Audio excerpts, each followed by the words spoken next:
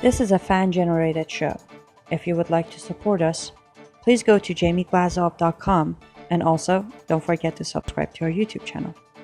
All your support is greatly appreciated. Good evening. Welcome to the Glazov Gang. Tonight, the history of Jihad from Muhammad to ISIS. An honor, a privilege, and a pleasure to have with us this evening Robert Spencer, the director of Jihad Watch, a Shulman Fellow at the David Horowitz Freedom Center, the author of New York Times bestsellers, The Politically Incorrect Guide to Islam, brackets, and the Crusades, and also The Truth About Muhammad. His new book is The History of Jihad, From Muhammad to ISIS. Robert Spencer, what an honor and a privilege to have you back at the Glazov Gang. Great to be here, Jamie. Thank you. And congratulations. Great to see that book. Can you put it up one more time? Absolutely. Here it is. This is it. My best book. It's your best book, Robert. I just finished reading it. Fascinating, fascinating book.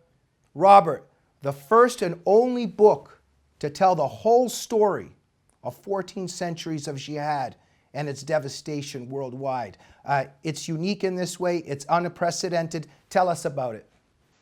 Well, this is the only book that, and there's no exaggeration in that. This is the first and only book that deals with the entirety of the jihad phenomenon. There have been books that have covered the jihad against Europe and elsewhere, but this is the first one that brings it all together and covers not just the jihad in Europe, but the jihad in India.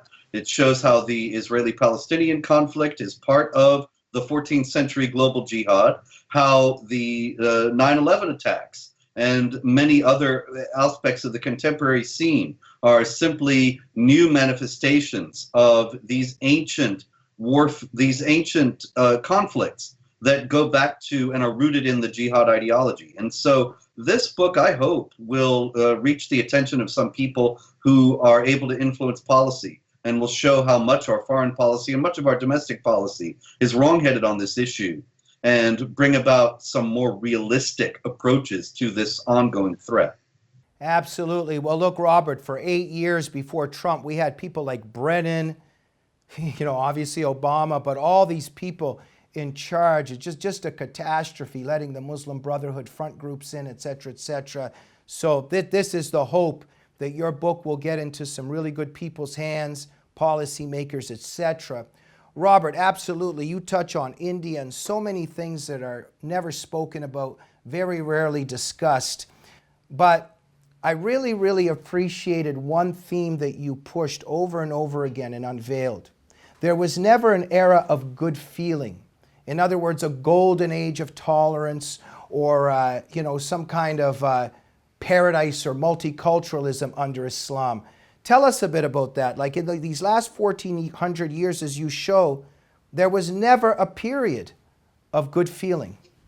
Yes, never. It's because, Jamie, people, they say when over the years when I've quoted Quran, the standard response is, well, there's violence in the Bible as well, and there are wonderful periods. Even just last week, I was speaking to a very informed and knowledgeable group, and there were people there when I spoke about some of these aspects of the history of jihad. They were shocked, and they said, wait a minute, well, wasn't the Muslim Spain, the rule of Islam in Spain, wasn't it wonderful and tolerant and multicultural? And there's a professor at Rutgers, Audrey Truschke, who says that Muslim rule in India was also tolerant and peaceful. These things are historical myths that are being put forward today in order to further modern day political agendas.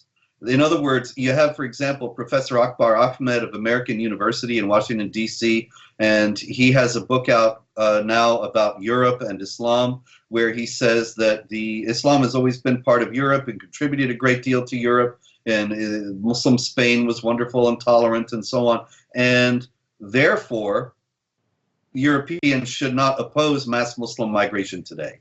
And that is really the agenda.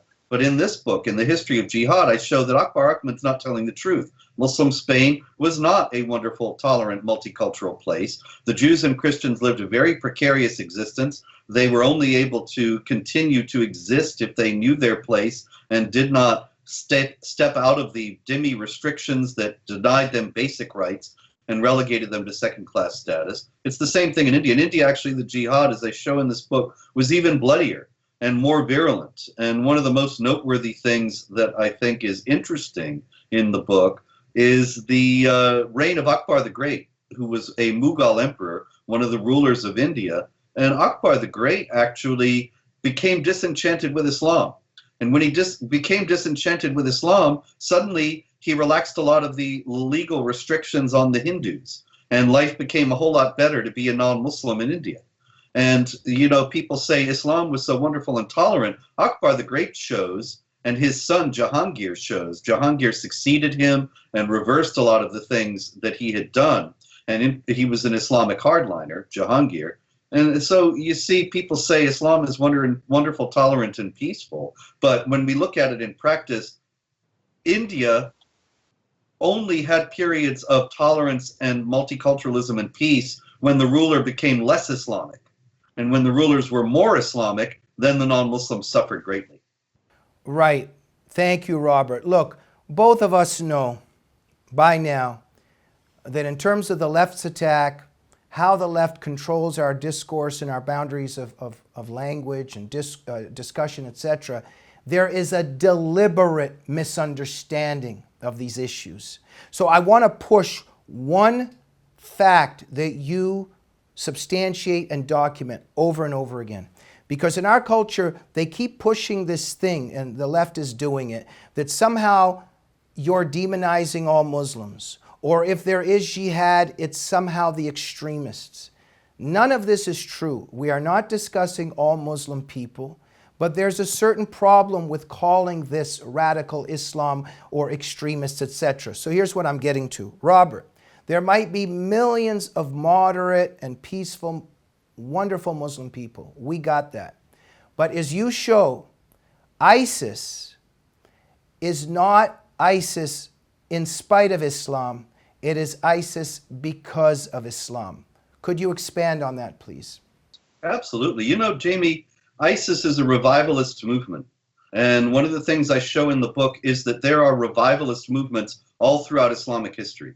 A revivalist movement is one in which a Muslim leader or group, they say, we have strayed from true Islam and we need to get back to true Islam because Allah is angry with us for straying from true Islam and he will bless us if we get back.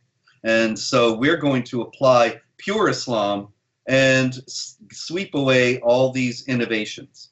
And there are many examples of this all through the book. The ISIS group, of course, is one that we're discussing. The Wahhabis, that is the Wahhabism is still the official religion of Saudi Arabia, and Wahhabism has been spread throughout the world by Saudis and their oil money.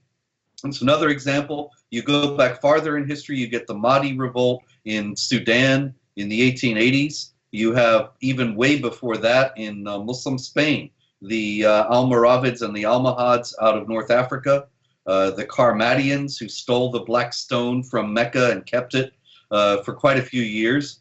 Many of these movements that present themselves as being the embodiment of true Islam and the correction of all the fake Islam that's out there. ISIS is another example of that. It's kind of ironic that people, Barack Obama and so many others, kept insisting that ISIS was not Islamic, because ISIS really isn't anything but Islamic. It was a conscious determination to do everything the way that the Quran and Muhammad direct. And I show in the book, the first chapter is about Muhammad. The last chapter is called The West Loses the Will to Live, Jihad in the 21st Century, and it ends up with ISIS. And you can see how ISIS patterns its behavior very carefully after what Muhammad said and did.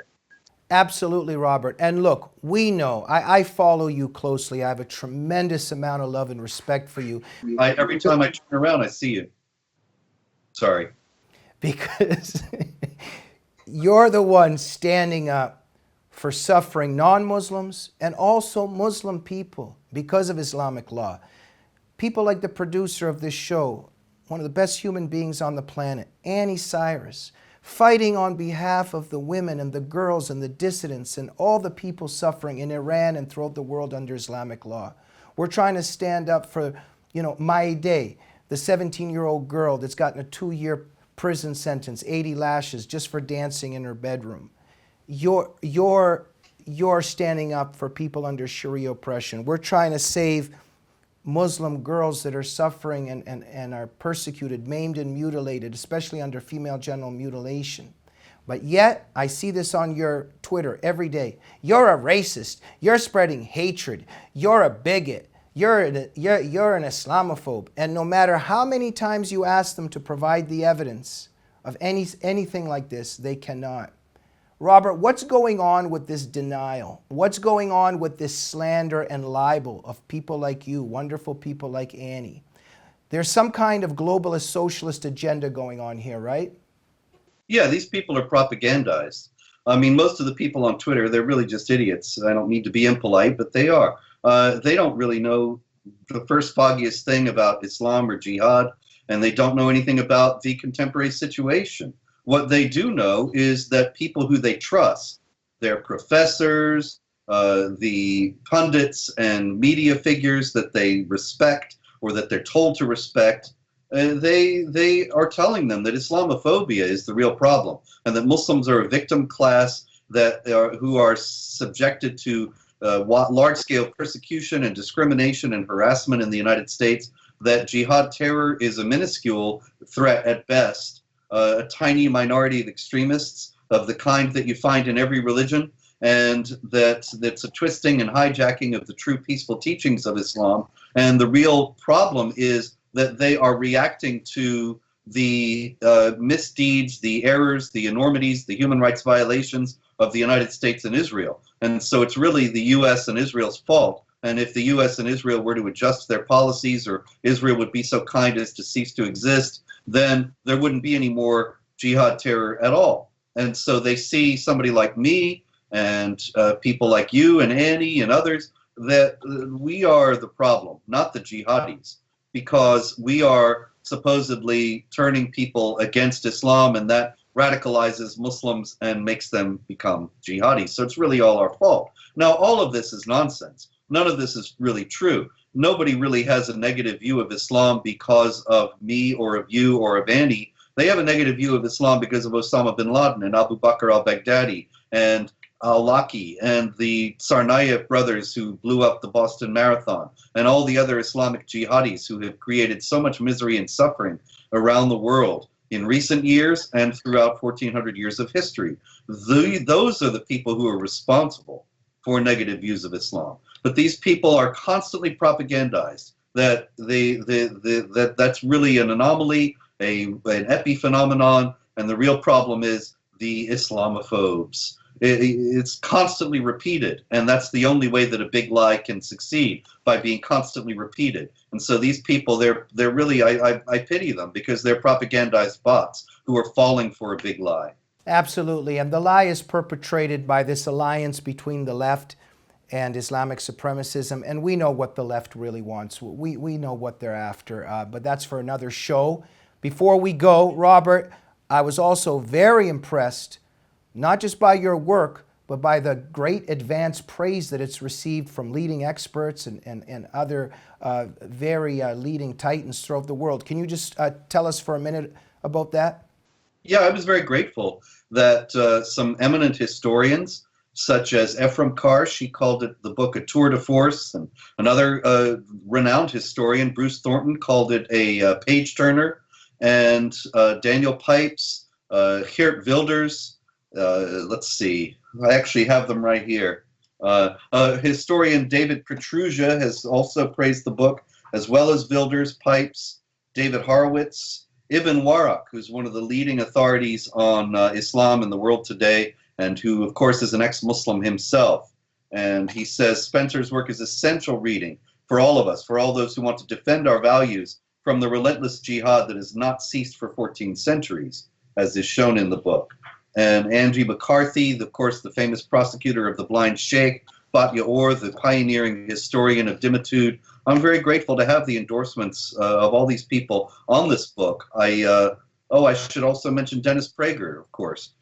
These endorsements mean a lot to me, because I do, as I said at the beginning, this is my best book. I've written 18 books, and I think this book because it fills a gap, and there is no other book like it. It's the crown and culmination of all my efforts, and the completion, I think, of a trilogy. I never planned this trilogy, but it's here.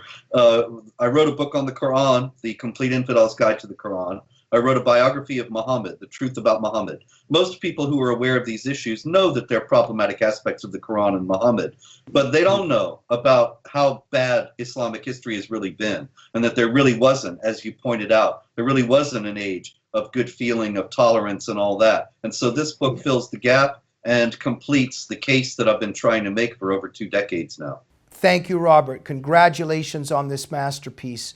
One of the most important works of this very moment, if not the most important work. Everybody's got to get it. Robert, August 7th is a very important date. Tell us why. That's when the book will be available in any self-respecting bookstore. And it's also available now for pre-order at Amazon.